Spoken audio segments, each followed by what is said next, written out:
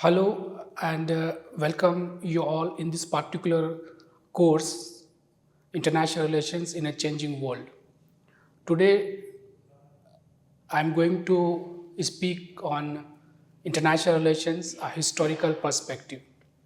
In the last lecture, we have covered the international relations as a discipline, what we study in international relations, and how we study international relations, what is the nature and the scope, importance, and the significance of international relations. So we have done that things in the last class. Today we will discuss about the historical perspective, that is the evolutionary aspect of the discipline, that is international relation as an academic discipline, how it evolved.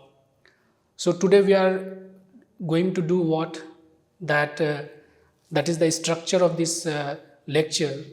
First, we will discuss the objective of this course, of the objective of the class, or the objective of the topic. Then we will go for introduction, that is the introductory aspect of the topic, and then the main discussion, that is the various stages, that is the evolutionary part of the or the genesis or the historical background of the development of international relations as a independent discipline or independent academic discipline. So, as in other subject also, we tracing out the various stages of the evolution, so far as the evolutionary subject of the concern. So, the stages of evolution or the historical perspective, we can categorize that stages of international relations as an academic discipline. First is the diplomatic stage, second is the current event stage, third is the law and organization stage, next one is the scientific stage, and last is the critical theories and the globalization stage. So over a period of time, that the nature of this particular subject, that is international relations, evolve. So when we look at, when we try to know, or when we try to trace out the genesis of the international relations as an academic discipline, there are various theories and various interpretations about that. In that, the various political thinkers and the expert on international relations, they tracing that international relations in the era of Sumerian city-state. In the Sumerian city-state, we also know that as a Mesopotamian city-state or Mesopotamia civilization. So in that, there were various cities and there was a kind of interaction. So some political scientists or the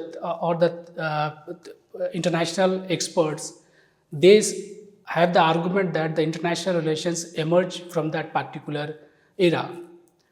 Another interpretation, so far as the evolution of the international relation as an academic discipline is concerned, that international relations emerge from the era of Greek city-state and their interrelationship. So from there, in that particular Greek city-state, there was a kind of norms of war and peace, and also sort of relationship among the various city-state of the Greek in that particular Greek periods. So some have the argument about that, but the common things or the common agreement so far as the genesis of the international relation as an academic discipline is concerned, the common argument is that that particular discipline as an independent academic discourse emerged in the 17th century, and the Treaty of Westphalia in 1648, that is the very important, and that is considered as a point from where the international relation as an academic discipline emerged. And the common agreement on that particular Westphalian model where the academic discipline considered as an independent academic discipline or academic discourse. The reason behind is that, as we know, the international relations is about the relationship among the sovereign state or the interdependency relationship of the sovereign state. So that the modern conception of city-state emerged out of that peace treaty of Westphalia or the Westphalian Treaty, commonly known as. So there are various characteristics or the features of the Westphalian Treaty. The important result or important outcome of that particular treaty is that from there the concept of modern state emerged. As we know, one of the core important aspect or the core important element of the state is the conception of sovereignty. Means the sovereignty belongs to state, which means that the supreme authority is the state, and the state is independent, state is sovereign to take any sort of decision within the geographical boundary of the state, and also its relation with the other state in the nation state system. So because of that reason only, the genesis or the origin of the international relation as an academic discipline, the majority of the thinkers or the majority of the expert on the international relations, they are tracing that origin from that date only. So that is what it is, the 17th century, where the people, where the thinkers or the academic thinkers or the international expert, they are saying that from there the modern state emerged and their relationship, that is the genesis of that. But again, we can say in that particular periods, there was a kind of church influence so far as the functioning of the state is concerned. The church relation, that is the spiritual head and the temporal head, that is the secular head, that is the monarchical system in the Europe. So because of that also, with that reason, and also that there was no any clear-cut theories so far as to define or to understand international relation as an academic discipline. So this is the starting point, but academic discipline, international relations, it emerged from the First World War. From there onwards, we can say that the international relations emerged as an academic discipline. So the Westphalian model is an important landmark so far as the study of international relations is concerned, but as an academic discipline, it is the First World War. After that, we can say it is the genesis, or it is the starting point or starting era from where the international relation as an academic discipline emerged. So now we will discuss the various stages of the international relations. So the first stage is the diplomatic history stage. So the period of that particular stage is from 1648, that is the Westphalian system, up to the First World War. So during that period, there are certain characteristics of that. The important characteristics are mentioned here. The important characteristics are that particular stage of the reading or the study of international relations was largely dominated by the historians and the diplomatic writings. So there was no any sort of specialized institutions or any sort of department or university that teaches or provided degree over the international relations. So it is the historian basically. They were discussing the historical aspect of the international relations, the various diplomatic events among the states, and in addition to that, the diplomats who were engaged in the international relations, their writings, their speeches was considered important aspects of the study of the international relations. So their writings, their activities, their events was the only themes that international relations look into that. So it was largely the historical methodology that was applied to understand the phenomena of the international relations. And so in that context, we can say that the scientific analysis, the analytical analysis, and more important, that is the contemporary studies of the international relations was largely missing. So it is more historical in nature, less contemporary studies, and there was no any sort of analytical theoretical developments that happened during that particular stage. And more emphasis was given on the historical events of the international relations. So that was the important these were the important characteristics of that particular stage that we call as the diplomatic stage. The next stage is the current event stage. So as we mentioned that in the first stage there was a missing of any sort of analytical aspect of international relations or any sort of theory building that was missing in the first stage. In the second stage, the more emphasis was given on the current analysis of the international relations, or the current events was analyzed minutely in the second stage, that is the current event stage. And another very important development that occurred or happened in the study of international relations as an academic discipline was the establishment of the various specialized chairs so far as to study the international relations, and also certain departments, important departments at the university level also established, and the teaching system at the higher level with the specialized focus on the international relations was emerged. So in that context, the Woodrow Wilson Chair of International Relations is a very important things that emerged or that happened in the journey of international relations as a independent discourse or independent study of learning. And another important things related to that was the establishment of the London School of Economics, and also in United States and United Kingdom, that is Britain, and also in the Switzerland and other part of the Europe, there was the establishment of the specialized department to engage in the teaching learning process of the international relations, and also the imparted degree on the specialized subject, that is the international relations. So these were the major development which occurred, that is the creation of the various department, various specialized chairs, and also the degree was provided, or degree was given to the given over the international relations. So the teaching system, institution, specialized branches to study, to know, to analyze the current events of the international relations was created. But again, there is a shortcoming so far as the second stage is concerned. Again, the theory building aspect was absent.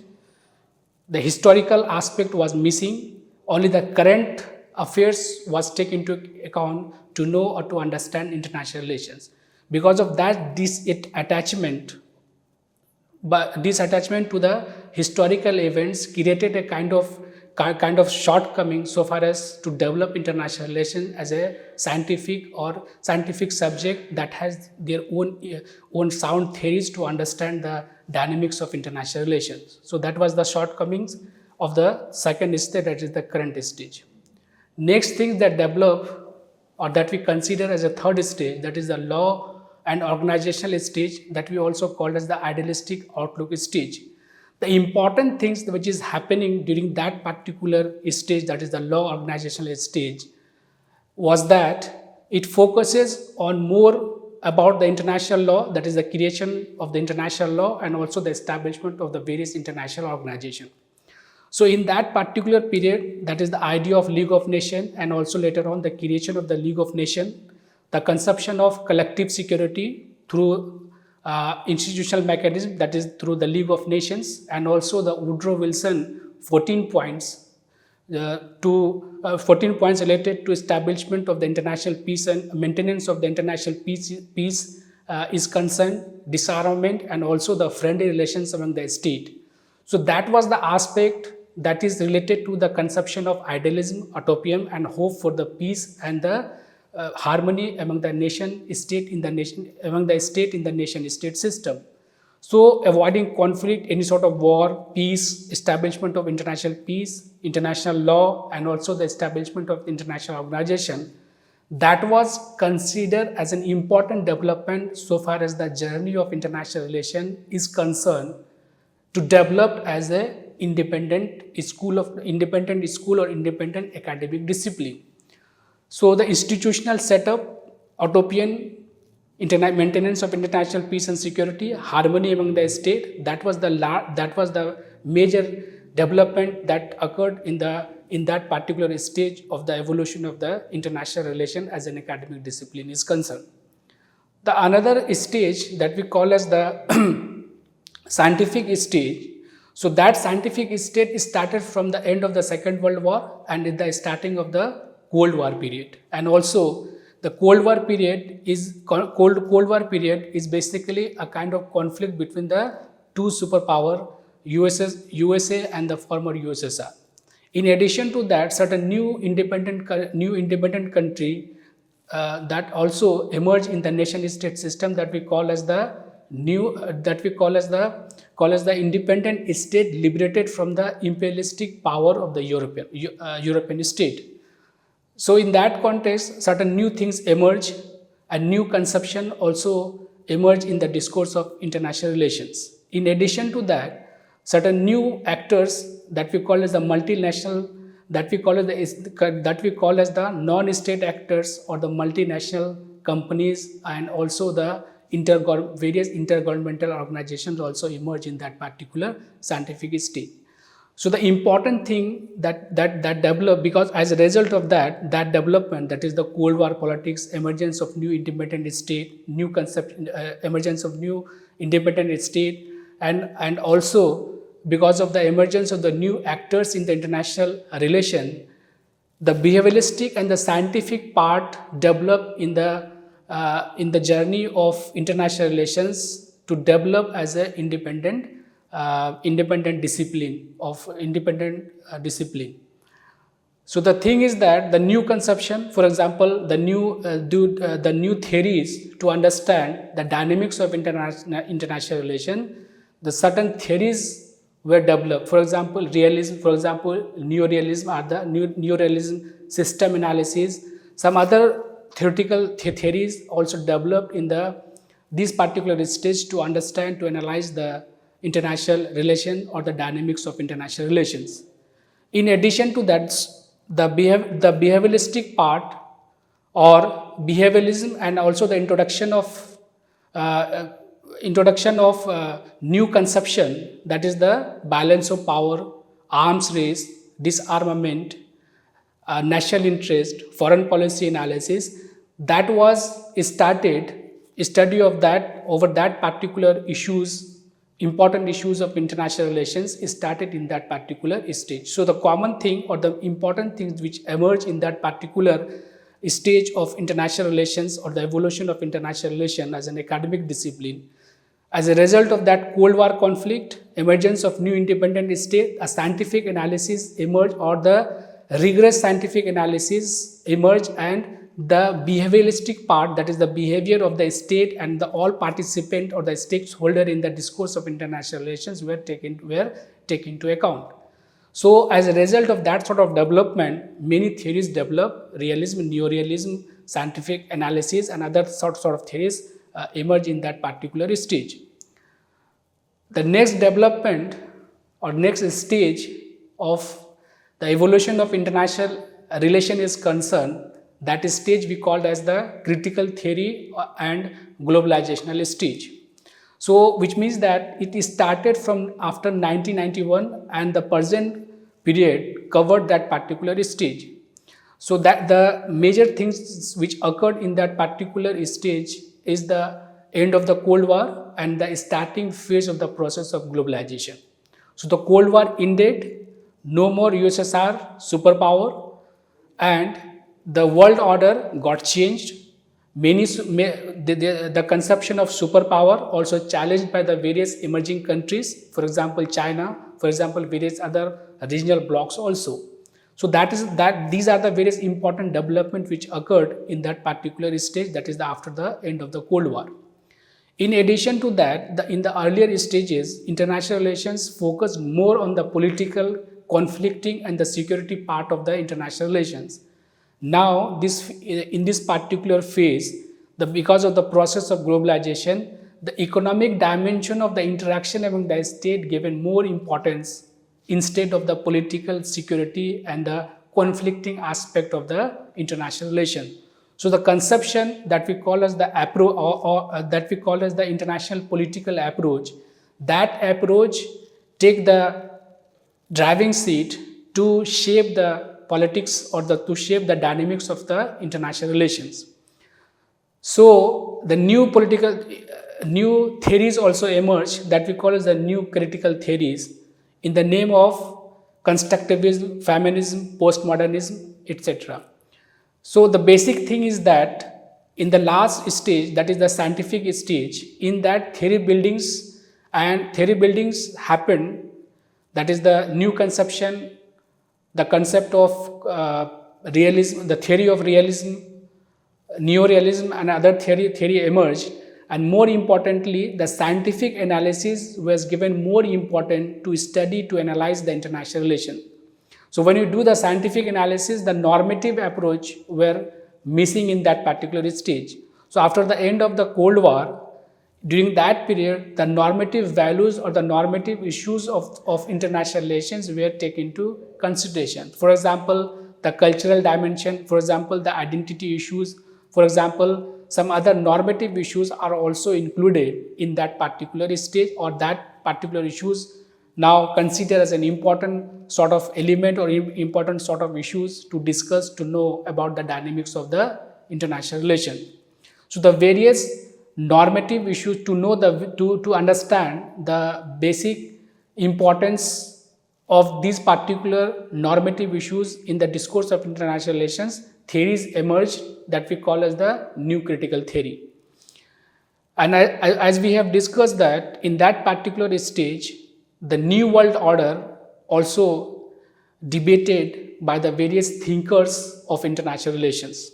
So that we call as the global south, and also the domination of the domination of the United States of America, domination of the China or the rising China, and also the conception of global south, north south, south south kind of cooperations. These are the issues that was considered as an important issues so far as the understanding of international relation is concerned.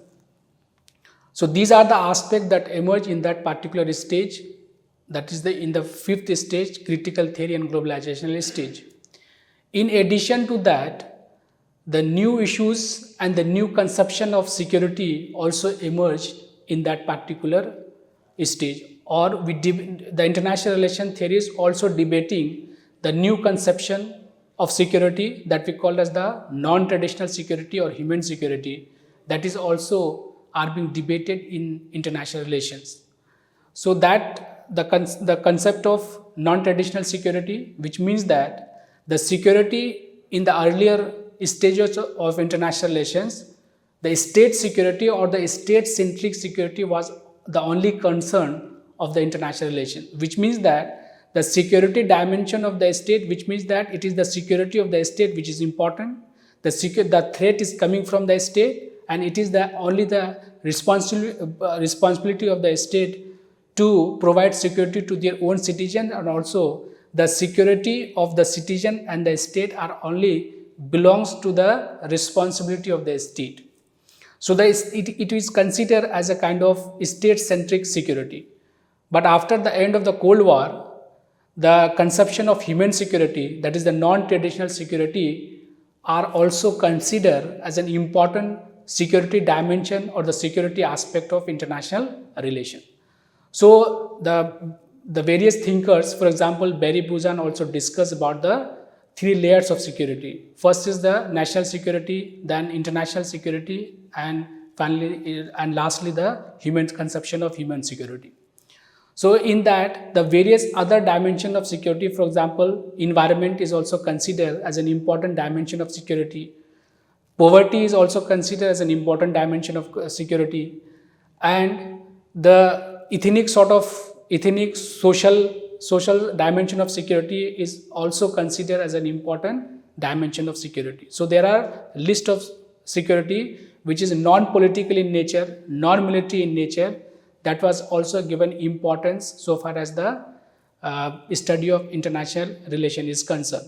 So the new issues that include the non-traditional dimension of security, and also the new actors that we call as the new non-state actors that also take into considerations while we discuss the dynamics of international relations. So in that environment, in that terrorism, the issue of terrorism, environment, climate change, and other dimension of non-traditional security consider as an important aspect to study international relations. Next is the next we will discuss so far as so in that particular lecture we discuss the evolution of international relations, how international relations evolve, what are the various stages that that happen in the study of international relations. So in the first phase, more emphasis was given to the state system and focus was given on the historical events. So the state system, which means that that state system emerged after the Westphalia model of state system, how the state is interacting with the other state, and the historical events of the international relations. That was the major concern of the first stage that we discussed in the first phase of international evolution of international relation. In the second stage, we discuss the current events.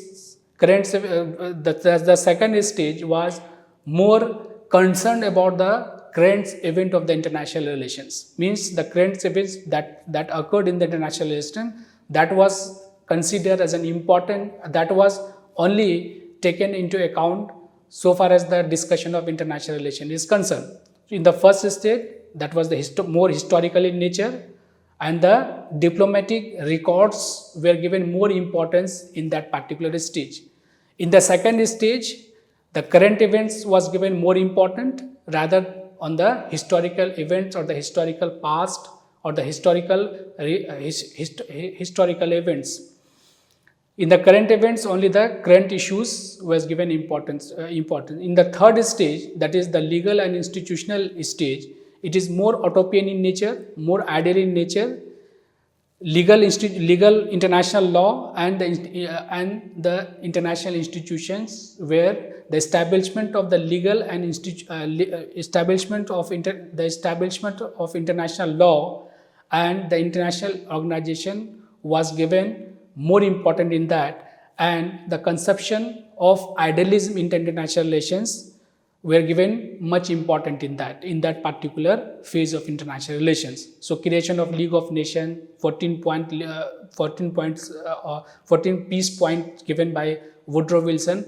These are the major things that develop in that particular stage. In the fourth stage, that is which is more behavioralistic in nature, more scientific in nature, and it is more given importance to the theory building. So the realistic school of thought, neo-realism, and other theory was built during that particular stage. In the last stage, as in the fourth stage, it was more scientific in nature, given more important to the behavioralistic aspect of the international relations, more critical analysis of the functioning of the international system. In the last stage, the normative issues were also taken into consideration.